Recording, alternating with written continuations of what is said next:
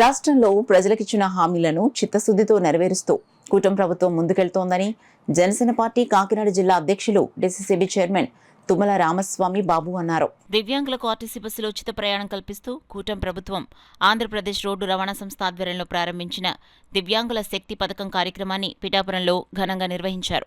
ఈ కార్యక్రమంలో భాగంగా పిఠాపురం ఆర్టీసీ కాంప్లెక్స్లో దివ్యాంగుల ఉచిత బస్సు కార్యక్రమాన్ని కూటమి నాయకులు ప్రారంభించారు. ఈ కార్యక్రమానికి ముఖ్య అతిథులుగా తుమ్మల రామస్వామి బాబు, మాజీ ఎమ్మెల్యే పెండం దొరబాబు, జనసేన పార్టీ ఫైర్మెన్ కమిటీ సభ్యుడు ఓదూరి కిషోర్, టీడీపీ, బీజేపీ పిఠాపురం పట్టణ అధ్యక్షులు బొజ్జా సతీష్, ఓలేటి వెంకటేశ్వరరావు హాజరయ్యారు. పిఠాపురానికి కేటాయించిన 2 ఉచిత బస్సుల్లో ఒక బస్సును రామస్వామి బాబు, దొరబాబు, ఓదూరి కిషోర్ చేతుల మీదుగా రిబ్బన్ కట్ చేసి ప్రారంభించారు. అలాగే టీడీపీ పట్టణ అధ్యక్షుడు బొజ్జా సతీష్ మరొక ఉచిత బస్సును రిబ్బన్ కట్ చేసి ప్రారంభించారు. అనంతరం పెండం దొరబాబు, తుమ్మల రామస్వామి బాబు, ఓదూరి కిషోర్ జెండా ఊపి బస్సు ప్రారంభించారు. ఈ సందర్భంగా తుమ్మల రామస్వామి బాబు మీడియాతో మాట్లాడారు. ఈ రోజు పిఠాపురం నియోజకవర్గంలో పవన్ కళ్యాణ్ గారు ప్రాతినిధ్యం వహిస్తున్నటువంటి ఈ నియోజకవర్గంలో 5,000 అంటే సుమారు 6,000 మంది ఈ పథకం ద్వారా లబ్ధి పొందుతా ఉన్నారు.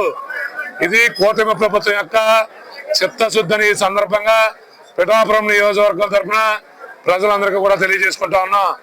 పవన్ కళ్యాణ్ గారు పిఠాపురం నియోజకవర్గం శాసనసభకి ప్రాతినిధ్యం వహించిన దగ్గర నుంచి అనేకమైనటువంటి కార్యక్రమాలు పిఠాపురం నియోజకవర్గ ప్రజలు లబ్ధి పొందుతా ఉన్నారు.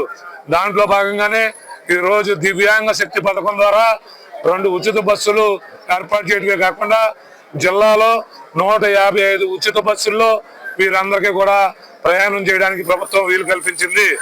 ఈ రోజు పవన్ కళ్యాణ్ గారి ఆదేశాల మేరకు కేవలం ఉచిత బస్సే కాకుండా వీరందరికీ కూడా ఉచితంగా పిఠాపురం నియోజకవర్గంలో భోజనం సౌకర్యం కూడా కల్పించి ఈరోజు వారి దగ్గరుండి ఒక సోదరులా దివ్యాంగులందరినీ చూసుకుని పంపించడం జరుగుతుందని ఈ సందర్భంగా తెలియజేసుకుంటూ